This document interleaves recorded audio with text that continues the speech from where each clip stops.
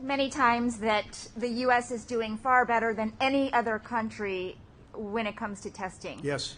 Why does that matter? Why is this a global competition to you if every day Americans are still losing their lives and we're still seeing more cases every day?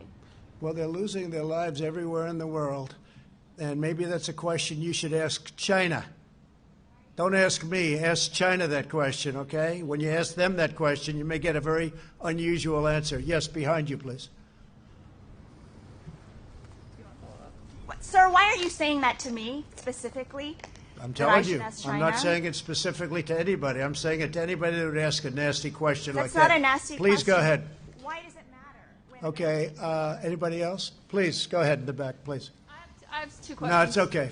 But We'll you go pointed here. to me. I have two questions, Mr. Next. President. Next, please. But you called on me. I did, and you didn't respond, and now I'm calling on Sorry, I just the wanted young to, lady in the back, please. I just wanted to let my colleague finish. Okay. But can I ask you a Ladies and question, gentlemen, please? thank you very much. Appreciate But it. you called Thank you on very me. much.